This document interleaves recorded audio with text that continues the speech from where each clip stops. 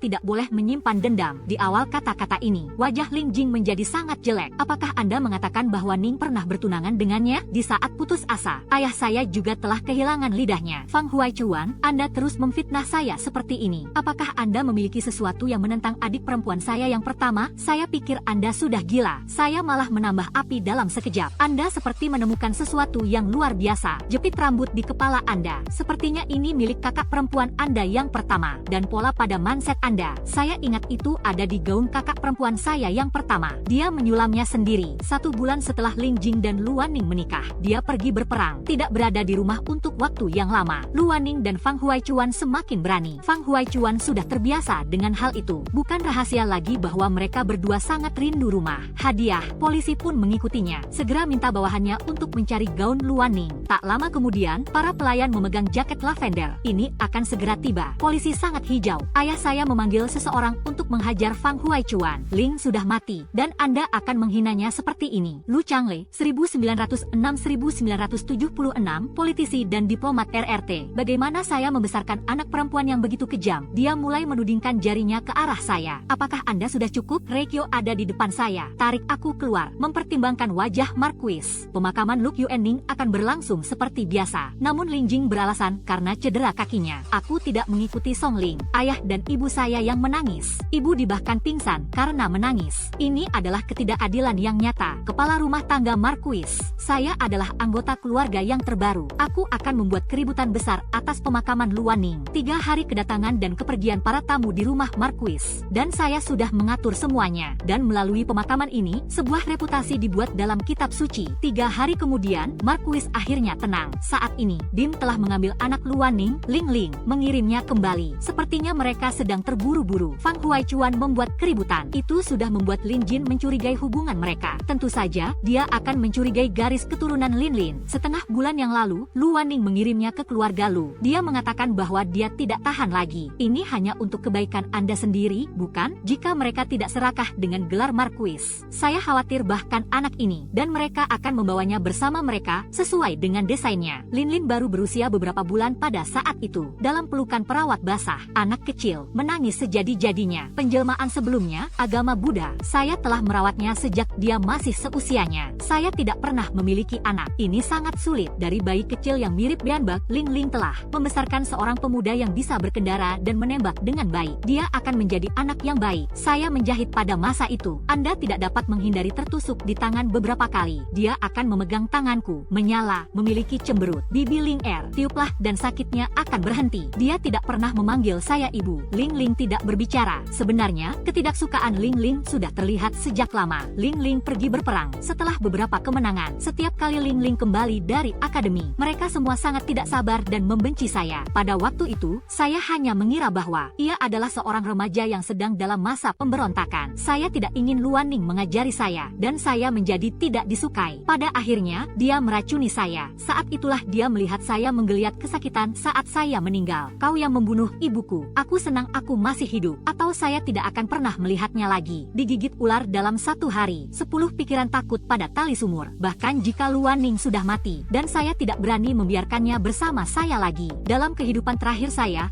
bersikap baik kepadanya dengan sepenuh hati. Tidak ada tandingannya untuk hasutan Luaning. Aku benar-benar takut. Selain itu, dia adalah anak haram Luaning. Aku melihat ke samping pada Ling Jing. Wajahnya tidak terlihat senang atau marah. Saya mengambilnya dari tangan perawat saya. Beberapa godaan. Mengapa kita tidak mengirim mereka kembali ke Lukas? Memahami bagaimana hati tersesat. Saya khawatir Marquis akan merasa tidak enak jika melihat anak ini. Selain itu, saya tidak pernah memiliki anak. Saya khawatir saya tidak bisa mengurusnya. Baru setelah itu Ling Jing menatapku. Ada kilatan kekecewaan dan keraguan di matanya. Dia ragu-ragu sejenak. Namun, saya menganggukkan kepala saat saya menggendong Ling Ling keluar dari pintu. Dia menggandeng tangan saya. Changle Ling Jing membisikkan nama saya. Nada suaranya merupakan campuran emosi yang kompleks. Aku tidak mengerti. Saya baru saja selesai menghitung rekening pemakaman di malam hari. Aku tidak percaya Ling Jing masuk ke kamarnya. Aku sudah menikah dengannya. Berbagi tempat tidur adalah hal yang wajar. Tapi karena kematian Luan Ling di kehidupan sebelumnya. Dia tidak pernah tidur dengan saya. Dan mengapa demikian? Jantung saya terasa sesak. Apakah dia seperti aku? Ling Jing tidak mengatakan apa-apa lagi. Saya hanya berkata, tidurlah, meniup lentera dan pergi tidur. Idiom, GBL. Beristirahat dengan tenang. Ling Jing berbaring di sebelah saya. Tiba-tiba dia membawa saya ke dalam pelukannya. Tapi tidak lebih dari itu. Pegang saja aku dengan lembut seperti itu. Namun dalam kehidupan terakhir, dia sangat dingin kepada saya. The Marquis Changle. Saya bermimpi. Nafasnya terasa hangat. Disemprotkan dengan ringan di telinga saya. Sang Marquis of Dreams telah jatuh. Jika Anda tidak punya uang, Anda bisa menghasilkan uang dengan menyulam. Bekerja siang dan malam. Aku akan buta. Begitulah cara Anda membesarkan spirit. Dan dia menyembuhkan kaki saya. Saya pernah mendengar bahwa bunga teratai dapat menyembuhkan kaki saya untuk obat dan hampir jatuh dari tebing. Saya tertegun. Dia tahu segalanya. Tapi kemudian dia melihat saya berlumuran lumpur dan darah. Tetapi saya diberi nasihat untuk tidak berpura-pura. Terlihat menyedihkan. Dia bergumam. Suara semakin teredam. Ada isak tangis kecil di bagian akhir. Sudah tumbuh. Aku berutang banyak padamu. Maafkan aku. Dalam mimpi itu, jika saya tidak memberi Anda bahu yang dingin, mungkin tidak akan terlalu sulit. Saya tidak mengatakan apa-apa. Ambil napas panjang dan perlahan-lahan memuntahkannya lagi. Hidup selamanya. Saya tidak ingin kembali ke apa yang saya lakukan beberapa tahun yang lalu. Cinta yang tumbuh di malam hujan itu, biarkan dia menginjak-injaknya. Bahkan, jika hal itu tidak disengaja, saya hanya harus menjaga diri saya dan ibu saya. Saya tidak ingin memikirkan hal lain. Aku pindah. Dia sadar akan hal itu. Gerakan tangan mengencang lagi. Marquis, dia hanya mimpi. Hari kedua menginap. Sementara Ling Jing sedang menjalankan tugas. Saya naik kereta ke kuil Jinshan. Ibu mertua saya meninggalkan rumah Marquis lebih awal dan menjadi seorang biarawan. Saya telah belajar di kuil Kinkoji di pinggiran Jinja. Penjelmaan sebelumnya, agama Buddha. Saya hanya pernah melihatnya sekali sebelum bencana di Marquis. Dia adalah seorang biksu, tapi tidak mati. Saya telah melihat dunia dengan sangat jelas. Saya ingin menghindari kehidupan masa lalu, momok yang menimpa DPR, tapi aku sendirian. Ada banyak hal yang tidak bisa saya lakukan sendiri. Adapun sikap Ling Jing, saya tidak bisa mengetahuinya. Saya tidak ingin bergantung padanya dalam hidup ini. Saya sudah cukup kecewa dengan kehidupan saya sebelumnya. Saya datang untuk meminta ibu mertua saya melakukan sesuatu. Aku sedang memeriksa laporan pasukan di Lingi. Begitu dia mendengar tujuan saya datang, mengubur kepala di dalam pasir, dan saya tidak mengatakan apa-apa. Tetaplah berada di sisinya. Buatkan dia teh dan anggur. Dia bilang saya hanya seorang biksu. Tapi Anda berasal dari keluarga Marquis. Bagaimana Anda bisa keluar dari masalah ini dengan bersih? Dia masih harus melindungi Marquis. Penjaga tua The Old Marquis. Saya selalu menghormatinya sebagai seorang wanita tua. Dia akan memeriksanya. Anda bisa mengetahuinya. Saya mengetahui tentang rekening antar batalion. Mungkin hal itu bisa dihindari. Di kehidupan terakhir, rumah Marquis dikutuk karena menggelapkan gaji militer. Dan yang lebih mencurigakan lagi dalam benak saya adalah kejahatan ini disebabkan oleh Luan Ning. Dia memasukkan kematiannya untuk lolos dari hal ini. Ketika aku pergi, Pang berjanji kepada saya, biarkan saya datang ke kuil Jinshan setelah 10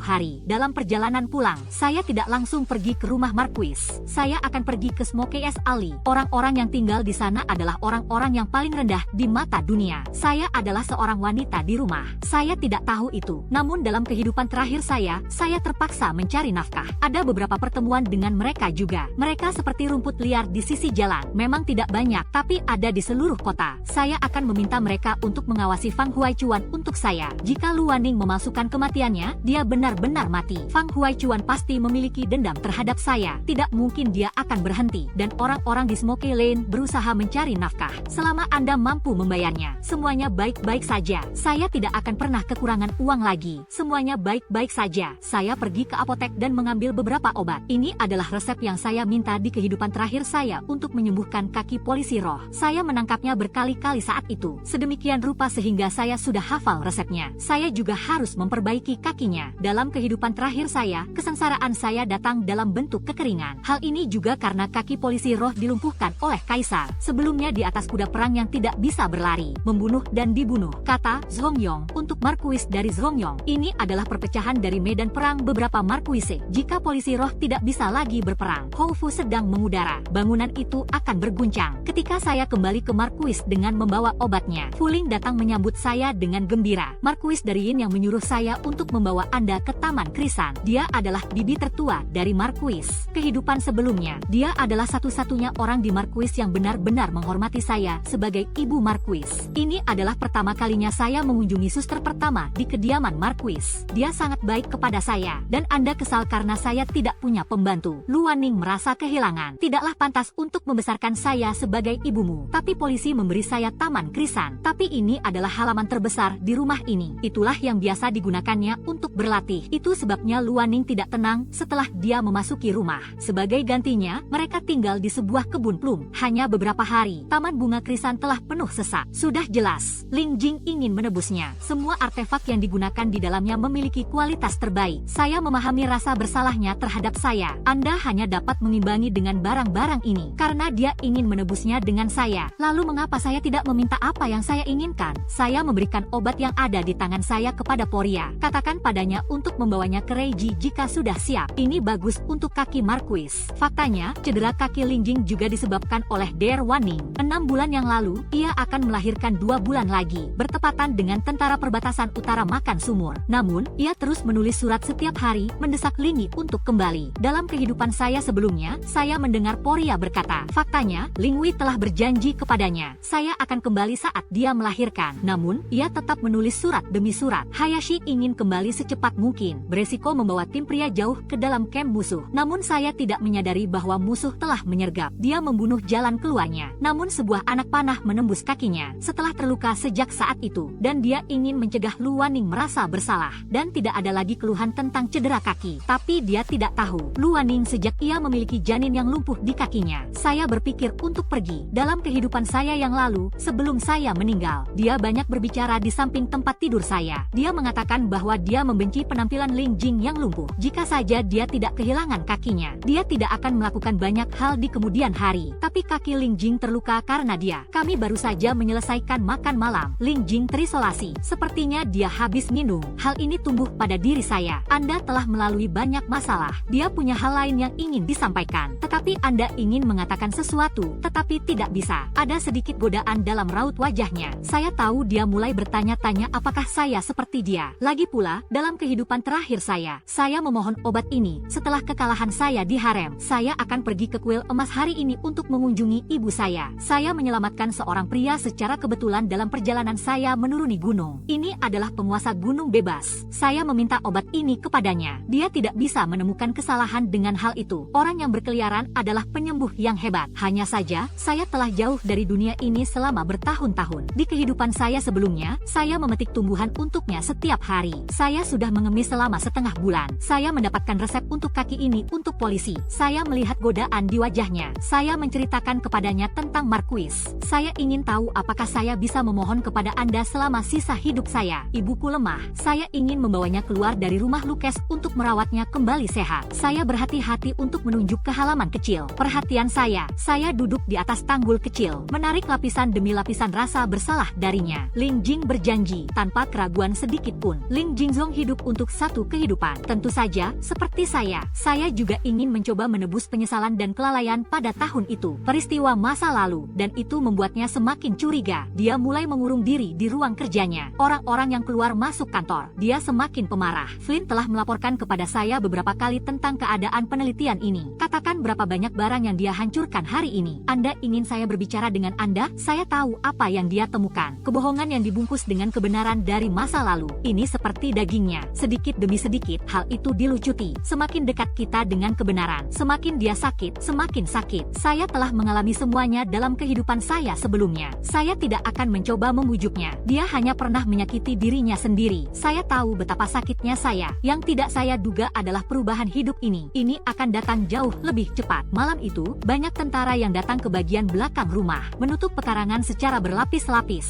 Aku bangun untuk melihat. Ketika saya membuka pintu, saya menabrak punggung Ling Jing. Dia sepertinya selalu berada di depan pintu saya sepanjang waktu. Dia berbalik dan memeluk saya. Jangan takut, hati saya tiba-tiba tenggelam. Sepertinya malam hujan itu. Dia juga berbisik di depan tirai untuk tidak takut. Ini hanya hujan. Saya tidak bisa benar-benar mendengar Anda. Anggota keluarga Houfu lainnya ditahan, dan Ling Jing dan saya dibawa ke istana. Ini adalah pelanggaran serius yang mempengaruhi fondasi bangsa kita. Wajar jika Kaisar sendiri yang menginterogasi mereka. Kaisar duduk di ruang sidang. Fang Huaichuan memberikan setumpuk buku rekening, rincian penggelapan gaji militer oleh back office. Buktinya sangat banyak. Yang mulia dapat mengetahuinya jika beliau mau. Dalam kehidupan terakhirnya, Lu Finance secara pribadi telah menggelapkan banyak gaji militer, dan dia mengarang cerita palsu untuk menipunya. Dan kemudian David defisitnya bertambah. Mereka takut ketahuan. Mati saja, salahkan semuanya pada Marquis. Laporan palsu yang dia sajikan tentu saja merupakan satu set lengkap. Saya melihat ke samping ke arah Fang Huaichuan. Cara dia menatap saya diwarnai dengan kebencian. Tidak heran jika dia terburu-buru. Saya yakin Luaning mati di tangan saya. Ayah dan ibu saya tidak berani mengatakan yang sebenarnya tentang kematian palsu itu. Dan saya berada di bawah perlindungan Marquis. Dia berusaha keras untuk membalas saya. Untuk membalas kematian Luaning. Karena dia adalah seorang pencinta yang hebat. Kalau begitu, ikutilah dia ke neraka. Dalam perjalanan menuju kota kekaisaran, saya akan menjelaskan apa yang telah saya rencanakan selama ini dan apa yang telah saya lakukan dengan Spirit Police. Dia akhirnya yakin, saya sama seperti dia. Mereka semua dilahirkan kembali. Aku mengangguk, matanya memerah. Jangkau dan pegang tangan saya dengan erat. Tinggalkan STH. Untuk waktu yang lama. Ini bukan jalan yang panjang, tapi cukup. Ling Jing diam-diam memerintahkan seseorang. Turunlah dan temukan orang-orang dari Smoky Lane. Bukti-bukti telah dicari. Ling Qing ada di depan saya di aula. Kaisar diminta untuk membawa mereka semua. Hadapi Fang Huaichuan satu persatu. Setiap satu dari mereka didokumentasikan dengan baik. Semuanya terkait dengan Lu. Keluarga tidak bisa disalahkan. Kaisar dengan cepat menghukum Fang Huaichuan dan keluarga Lu. Sita semua harta benda mereka. Seluruh keluarga Fang disebut Jun Nu. Tidak, itu tidak cukup. Saya akan pergi ke gereja. Katakanlah, Yang Mulia,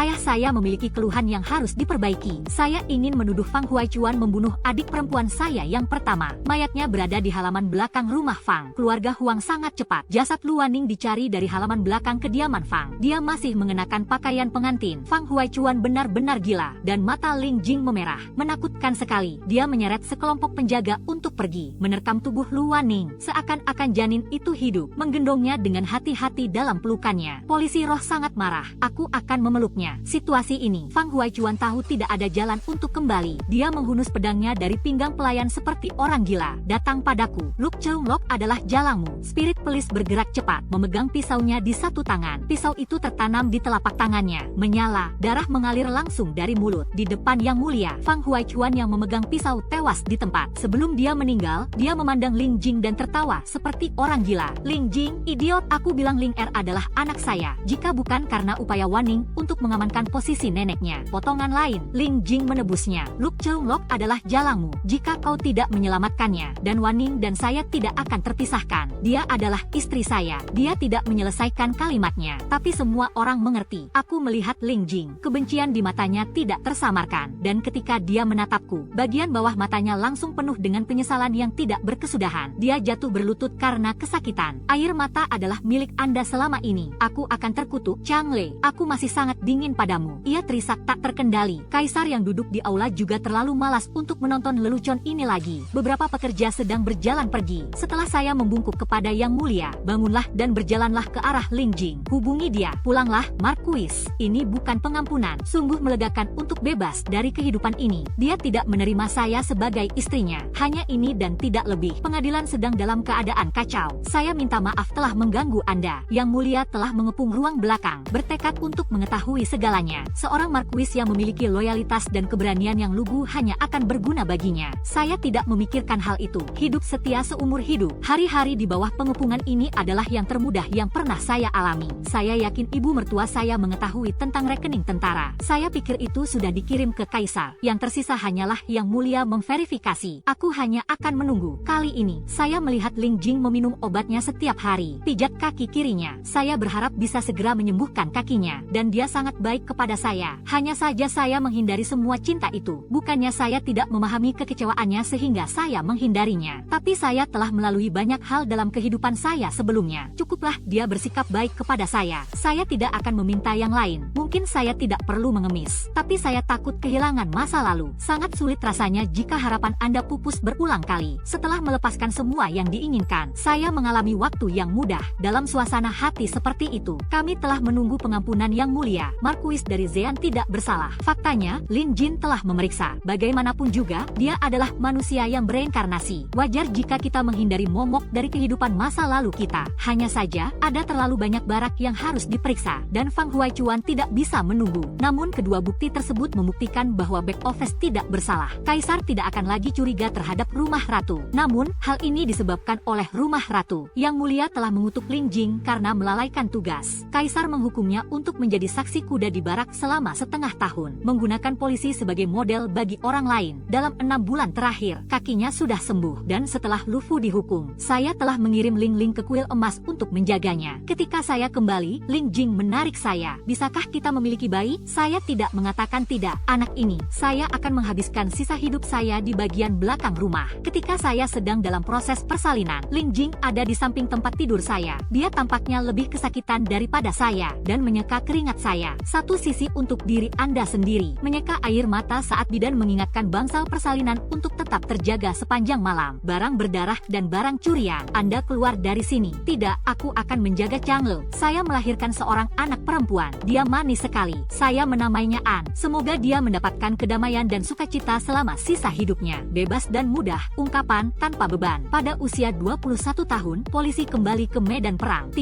wanita di rumah Ratu Chongyong. Namun, secara bertahap ia telah membuat namanya terkenal di ibu kota. Ibu telah sembuh dari penyakitnya. Saya akan membawanya kembali ke Marquis. Dia cukup berbakat ketika masih muda. Hanya saja, dia terlalu lama berada di ruang belakang. Sekarang saya sudah bebas, saya merasa nyaman. Dia kembali menekuni hobi lamanya yaitu menulis puisi. Saya belajar banyak puisi dari ibu saya. Dia tidak tahu apa artinya, hanya untuk bersenang-senang. Ketika Mai pergi keluar untuk bersenang-senang dengan wanita lain, dan dia pamer, seakan-akan sedang menyanyikan sebuah lagu. Saya yakin Anda akan dapat menceritakan kisah tentang bakat ibumu. Para wanita bangsawan, mereka semua datang ke belakang rumah untuk meminta puisi. Bordir yang bagus dalam sulaman mereka, dan dua suka membaca puisi. Dialah yang membawa para pelayan. Ketika para pangeran ditekan ke tanah dan dipukuli, dia mengatakan bahwa mereka menyebutnya sebagai ketel panci. Dia kemudian membacakan sebuah puisi, lebih keras dari mereka, dan reputasi para master muda di ibu kota menyebar. Mereka mengatakan dia seorang jenderal, dan mereka bahkan tidak ingin berurusan dengannya. Dan di kehidupan saya sebelumnya, saya mengikuti pria di puncak gunung. Bahkan, saya sedang belajar kedokteran. Namun, itu hanya sebatas kulitnya saja. Sekarang saya tidak punya pekerjaan. Jadi, dia mencari tahu sendiri. Wanita-wanita yang mulia, ketika Anda datang ke rumah saya untuk meminta tempat duduk ibumu, saya bertemu dengan seorang wanita yang sedang sakit. Saya akan melihatnya juga. Dalam kepenuhan waktu, rumah Marquis Zongyong telah menjadi rumah bagi para wanita bangsawan, tempat terbaik untuk dikunjungi. Hanya ketika polisi kembali dari medan perang, bakat di bagian belakang rumah lebih sedikit. Namun, keluarganya lah yang membuatnya pergi. Saya mengatakan kepadanya bahwa dia akan merusak niat baik saya. Dia membisikkan doa untuk kebahagiaan yang panjang kepada dirinya sendiri. Saya telah kembali pada kesempatan yang jarang terjadi.